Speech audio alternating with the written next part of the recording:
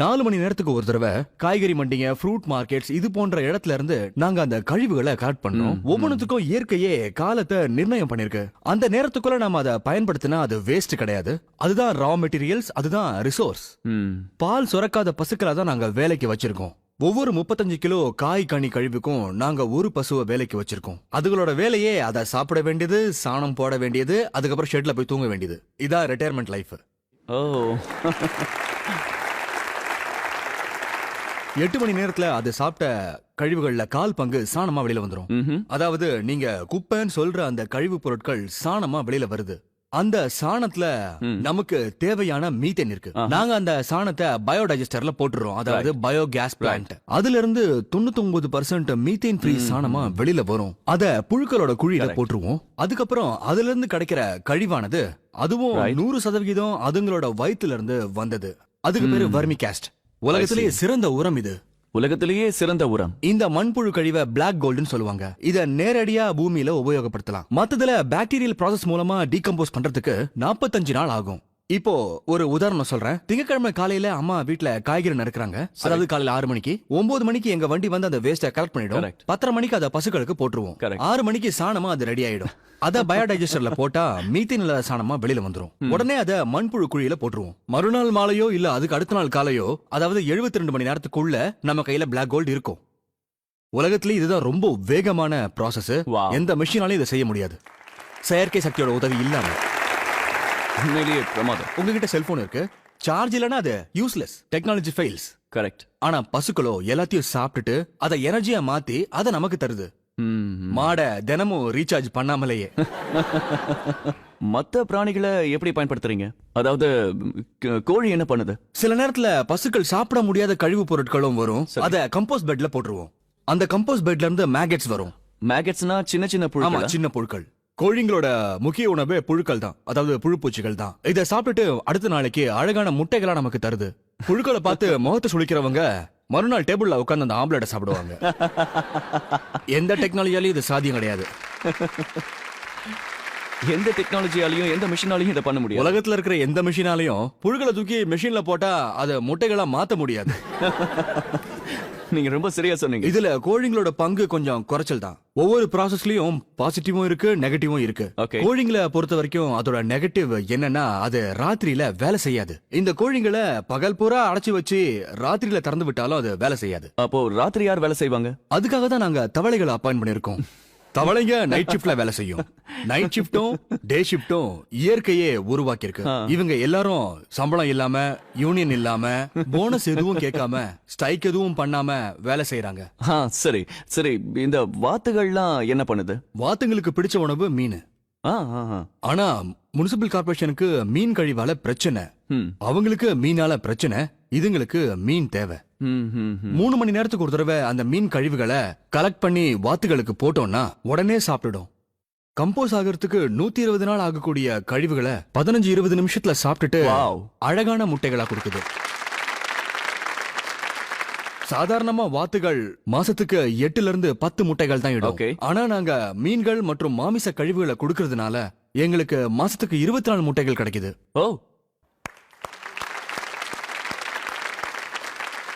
அப்ப 20 வாத்துகள்னா இன்னும் பல மடங்கு. ஆமா, எங்க கிட்ட 11 பெண் வாத்துகளுக்கு ஒரு ஆண் வாத்து வீதம் இருக்கு. ஏன் 11 பெண்ணும் ஒரு நிறைய முட்டைகளுக்கு தான். 11 பெண் வாத்துகளுக்கு ஒரு ஆண் வாத்து போதும். அப்ப இந்த பிராணிகள்லாம் உங்களுக்கு ரொம்ப உதவியா இருக்கு. அவங்க தான் ரொம்ப பிரமாதமா வேலையும் செய்யறாங்க, நல்ல நல்ல பலனையும் தராங்க. இப்ப நீங்க எந்த ப்ராஜெக்ட்ல ஒர்க் பண்ணிட்டு இருக்கீங்க? இப்ப நான் கோயம்புத்தூர் ப்ராஜெக்ட்ல இருக்கேன். Coimbatore DRDA, district rural development agency. நாங்க 10 கிராம பஞ்சாயத்துக்களை ஒரு பிளாக்கா சேர்த்து செயல்படுறோம். இது ஒரு முனிசிபாலிட்டிக்கு சமம். என்ன பொறுத்த வரைக்கும் ஒரு கிராமத்துல இது சாத்தியம். இதையெல்லாம் ஒரு சின்ன அளவுல செய்ய முடியும். இதையே பெரிய அளவுல பண்ணினோம்னா, அதாவது நகரத்துல செய்யணும்னா உங்களோட இந்த முறை உபயோகமா சொல்ல போனா ஒரு முனிசிபல் கார்பரேஷனுக்கு சிட்டிக்குள்ள இடம் ரொம்ப குறைச்சலா தான் இருக்கு. நாம கழிவுகளை ப்ராசஸ் பண்ண 100 கிலோமீட்டர் தள்ளி போக வேண்டிய அவசியம் இல்ல. இத நகரத்துக்குள்ளேயே ஒவ்வொரு பகுதியிலையும் ப்ராசஸ் பண்ண முடியும். இதான் டீசென்ட்ரலைசேஷன் மெத்தட். நல்ல ஒரு வழி. எல்லாரும் டன் கணக்குல பேசுறாங்க. எதுக்கு டன் கணக்குல பேசணும்? இப்ப நான் ஒரு பலாப்பழத்தை, பெரிய பலாப்பழத்தை கொடுத்தா உங்களால சாப்பிட முடியாது. அத துண்டு துண்டா வெட்டினாதான் அத எல்லாராலையும் சாப்பிட முடியும். ம்ஹும். அதனால ஒவ்வொரு 2 கிலோமீட்டர்லயும் ஒரு SLRM சென்டர் இருக்கணும். SLRM சென்டர்னா என்னது? Solid and liquid resource management centre. ஒவ்வொரு 2 கிலோமீட்டருக்கும் இந்த மாதிரி ஒரு சென்டர் இருக்கணும். ஆமா, நான் டீசென்ட்ரலைசேஷன் மெத்தடோட வெற்றியை பத்தி உங்ககிட்ட ஏற்கனவே சொல்லியிருக்கேன். டீசென்ட்ரலைஸ் முறையில கலெக்ட் பண்றதும் இன்னொரு இஷ்யூ. உதாரணமா சலூன்ல 6 வகையான கழிவுப் பொருட்கள் வெளியில வருது. அது என்னது? அதாவது பெண்கள் முடி, ஆண்கள் முடி, பிளேடு, ஷேவ் பண்ணதுக்கு அப்புறமா பேப்பர்ல வைக்கிற கிரீம், இன்ஆர்கானிக் பொருட்களான காஸ்மெட்டிக் மெட்டீரியல், ஆர்கானிக் கழிவான உணவு மற்றும் பூ கழிவுகள். அதாவது இது மாதிரியான சலூன் கழிவுகளை மத்த குப்பைகளோட கலக்க கூடாது. அதனால சலூன் கழிவை கலெக்ட் பண்ண ஒரு வண்டி அனுப்புவோம். உதாரணத்துக்கு மும்பைல 2000 சலூன்கள் இருக்குன்னு வச்சுக்கோங்க. ஒரே வண்டி எல்லா இடத்துலயும் போய் கலெக்ட் பண்ணிடுவோம். ஒரு வண்டி இல்ல, பல வண்டிகள்.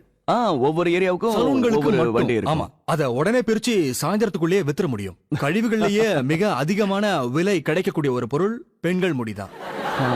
1 கிலோவுக்கு 2500 ரூபாய். வாவ். அதாவது ஒரு நாளைக்கு சேர்ற குப்பையானது அந்த நாள் முடியறதுக்குள்ளேயே உபயோகமான பொருள் ஆயிடுது. அத தனியா சேகரிச்சோம்னா. இதுல முக்கியமா கவனிக்க வேண்டிய விஷயம்னா இது எதையும் கலக்க கூடாது. ஆமா, தனித்தனியா சேகரிச்சு தனித்தனியா எடுத்துட்டு போகணும். இது விஷயமா உங்ககிட்ட ஏதாவது மாஸ்டர் பிளான் இருக்கா? இருக்கு. வாவ். ஆமா, இருக்கு.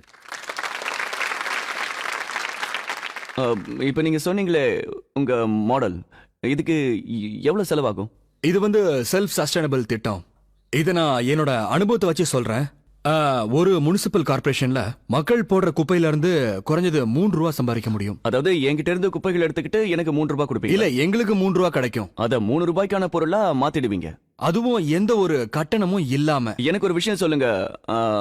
மும்பை மாதிரியான ஒரு பெரிய நகரத்தை சுத்தப்படுத்துற பொறுப்பை உங்ககிட்ட கொடுத்தாங்கன்னா அந்த வேலையை செஞ்சு முடிக்க உங்களுக்கு எவ்வளவு நாள் ஆகும்? குறைஞ்சது 18 மாதங்கள். அதாவது 1.5 வருஷம். அப்படின்னா 1.5 வருஷத்துல நீங்க மும்பைய ஒரு கிளீன் சிட்டியா மாத்திடுவீங்க? ஆமா, முடியும். வாவ். ரொம்ப ரொம்ப நன்றி ஸ்ரீனிவாசன் சார். ரொம்ப பிரமாதமான விஷயத்த சொல்லியிருக்கீங்க. Thank you so much. Friends, plastic இன்னைக்கு ஒரு பெரிய பிரச்சனையா நம்ம முன்னாடி இருக்கு. பிளாஸ்டிக்கை உருவாக்கினதே நம்மள மாதிரி மனுஷங்க தான். ஆனா அதை நம்மளால அழிக்க முடியல. அது பூமியில கரையக்கூடியது இல்ல. இதை இங்கிலீஷ்ல சொல்லணும்னா நான் பயோடிகிரேடபிள். இது உண்மையிலேயே நம்ம எல்லாருக்குமே ஒரு பிரச்சனையா தான் இருந்துகிட்டு இருக்கு. அப்படின்னா இந்த பிளாஸ்டிக்கை நாம என்னதான் செய்யறது? ஆனா ஒருத்தர் இருக்காரு, அவர்கிட்ட இதுக்கான ஒரு வழி இருக்கு. மதுரையில் உள்ள தியாகராஜர் காலேஜை சேர்ந்த புரொஃபசர் வாசுதேவன் அவர்கள் பிளாஸ்டிக்கை பயன்படுத்த ஒரு அற்புதமான வழியை கண்டுபிடித்திருக்கிறார். அவர் செய்திருக்கும் இந்த புதுமையான முயற்சியால் பிளாஸ்டிக்கை ரோடுகள் போடும் பொழுது அழகாக பயன்படுத்திக் கொள்ள முடிகிறது.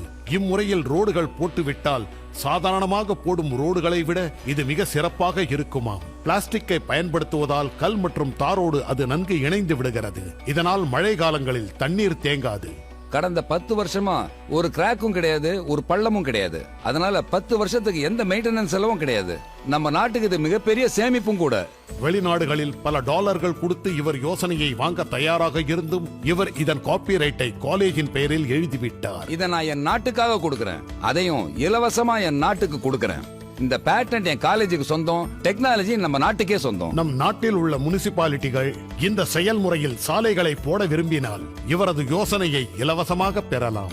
பிளாஸ்டிக்க ரோட்ல போடாதீங்க, ரோட பிளாஸ்டிக்கால போடுங்க.